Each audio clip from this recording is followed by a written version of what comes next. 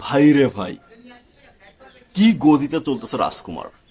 এই গতিতে চলতে থাকলে রাজকুমার সকল রেকর্ড ব্রেক করবে এবং পরিচালক হিমেল আশরাফ যেটা বলেছিল যে ইন্ডাস্ট্রিতে একটা ইতিহাস সৃষ্টি করবে রাজকুমার, সেটা কিন্তু রাজকুমার অচিরেই করে দেখাবে। ভাই, কি চলতেছে এটা! কি গতিবেগ এটা! প্রত্যেকটা শো হাউসফুল যাচ্ছে এবং যে গ্রোথ, যে রেসপন্স, সেখান থেকে ভাই জাস্ট পয়সাই পয়সা হচ্ছে, আর কিচ্ছু হচ্ছে না। ও ম্যান, জাস্ট মাইন্ড বগলিং একটা ব্যাপার কিন্তু ঘটতেছে এখানে। এখানে একটা ব্যাপার বলি, আপনারা সবাই জানতে চাচ্ছেন রাজকুমারের বক্স অফিস কেমন, এবং একটা স্বাভাবিক কোশ্চেন এটা। বাট আপনারা কিন্তু আসলে আমাদের সিনেমা হলের ব্যবসা সম্পর্কে অনেকে জানেন না। এবং আমি দেখলাম যে আসলে দেশ দেশের বাইরে থেকে অনেকে ব্যবসা নিয়ে ভিডিও বানাচ্ছে, বাট তাদের আইডিয়া নাই রাজকুমারের ব্যবসা সম্পর্কে, বা আসলে হলগুলোতে এই মুহূর্তে রাজকুমার কীভাবে চলছে এবং সেখান থেকে ব্যবসাটা কীভাবে হচ্ছে সে সম্পর্কে। যেহেতু আমি একটা লম্বা সময় হলের সঙ্গে যুক্ত আছি এবং এখনও আছি, রাজকুমারের সঙ্গে থাকার কথা ছিল বাট সামাও সেটা হয়ে ওঠেনি।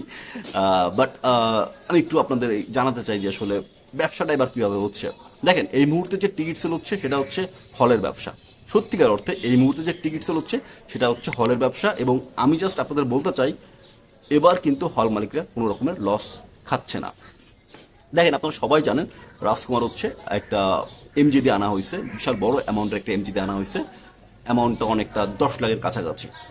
তো এখন ব্যবসাটা কীভাবে হচ্ছে বা রাজকুমারের ব্যবসাটা কীভাবে হবে?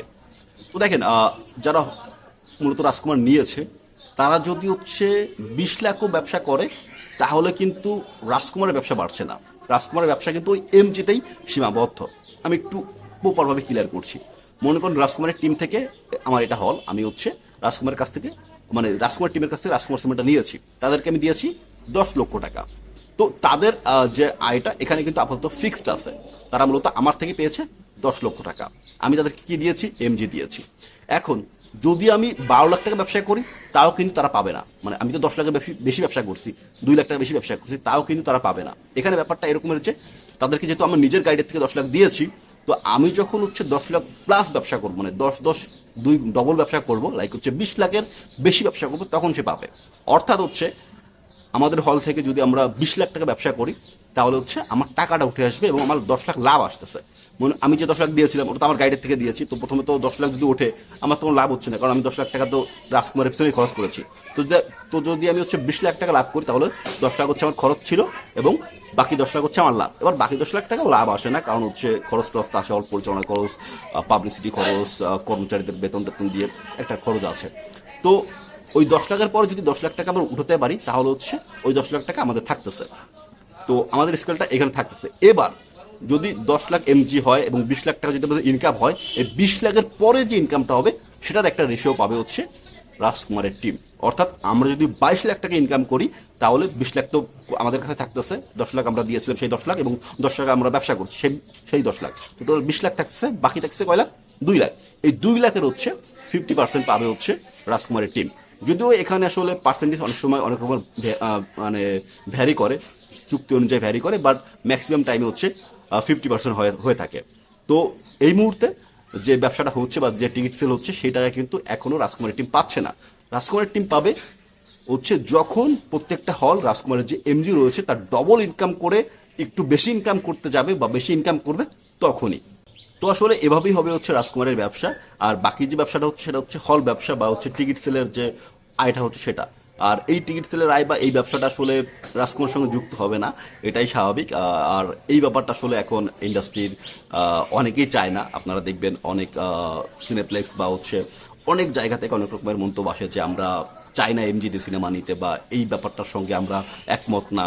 এবং বহির্বিশ্বে আসলে এই ব্যাপারটা এখন আর চলে না। একটা সময় এভাবেই আসলে ব্যবসাটা হতো, কারণ হচ্ছে হল মালিকদের কাছ থেকে ওইভাবে টাকা পাওয়া যেত না, তারা ঘাইসিং করতো এবং একটু কাটসাট করতো, একটু পলিটিক্স খেলতো। তো ওইখান থেকে আসলে প্রযোজকরা একটা অ্যামাউন্ট আগে নিয়ে নেয় এবং এরপরে ছেড়ে দেয় যে যা করো করো। আর অবভিয়াসলি তারা প্রত্যেকটা হল একজন প্রতিনিধি রাখে, যে প্রতিনিধি মূলত হচ্ছে সিনেমার হিসাবটা করে ফেলে। তারা এমনি ছেড়ে দেয় না, প্রত্যেকটা হল তাদের একটা প্রতিনিধি কিন্তু তারা অবশ্যই রাখে। তো ভিউয়ার্স, কথা হচ্ছে ওইটা না, কথা হচ্ছে রাজকুমার যে অ্যামাউন্ট আসলে তাদের সিনেমাটা সেল করেছে, আমার কাছে মনে হয় যে গ্রোথ, যে ফলোতে আসলে অডিয়েন্স রাজকুমার দেখতেছে, প্রত্যেকটা হল খুব শীঘ্রই তাদের ওই অ্যামাউন্টটা আসলে রিকভার করে ফেলবে এবং তারা একটা বড় লাভের দেখাও পাবে, কারণ যে গতি যে রেসপন্স সেখান থেকে ভাই অনায়াসে প্রত্যেকটা হল ভাই 30-40 লাখ টাকা ইনকাম করবে। তো 30-40 লাখ টাকা ইনকাম করলেই কিন্তু ভাই পয়সা হি পয়সা। তো ভিউয়ার্স দ্যাটস ইট, আসলে এতটুকু জানানো ছিল, কারণ এমজির ব্যাপারে অনেকে জানেন না বা অনেকে বুঝেন না যে আসলে এমজির ব্যবসাটা কেমন হয়, এবং না বুঝে অনেক ক্রিয়েটাররাও দেখি ভিডিও বানাচ্ছে যে কোটি কোটি টাকা ব্যবসা হচ্ছে। তো আসলে ব্যাপারটা এমন, মানে এই যে ব্যবসাটা অবভিয়াসলি সিনেমার ব্যবসা, আমরা সিনেমা হিসেবে হিসাব করতে পারি, বাট এটা রাজকুমার এটি পাচ্ছে না, কারণ এটা আপাতত হল মালিকদের কাছেই থাকবে, কারণ তারা এমজি দিয়ে সিনেমাটা নিয়েছে। তো এটা আর কি জানানোর ছিল, এখানে আমি কোনো টিপ্লে কিছুই না, জাস্ট আমি জানানোর খাতিরে ভিডিওটা বানালাম। এবং আমার কাছে মনে হয় যে আপনাদেরও জানানো উচিত যে আসলে এমজি কি, ফিক্সড কি, অ্যাডভান্স কি। তো আমি ধীরে ধীরে চেষ্টা করবো যে আসলে হল ব্যবসার যে প্রসেস আমাদের ইন্ডাস্ট্রিতে, সেই প্রসেসটা আপনাদের জানানোর। তো এটাই আর কি। এখন আজকের এই প্রসেসটা আসলে আপনাদের জেনে কেমন লাগলো, বা আপনারা জানতেন কিনা, বা এ ব্যাপারে আপনাদের আর কোনো কোশ্চেন আছে কিনা, সেটা আমাকে অবশ্যই করতে পারেন। আর নেক্সট ভিডিওতে আমরা আলোচনা করবো হচ্ছে রাজকুমারের সিনেপ্লেক্স ব্যবসা নিয়ে। তো সেই ভিডিওটা তো অবশ্যই আপনারা দেখবেন, এবং সবসময় আশা করি আপনারা সঙ্গে থাকবেন ফিল্ম স্ট্রোকস এবং হৃদয় ফার্স ফেসবুক পেজের।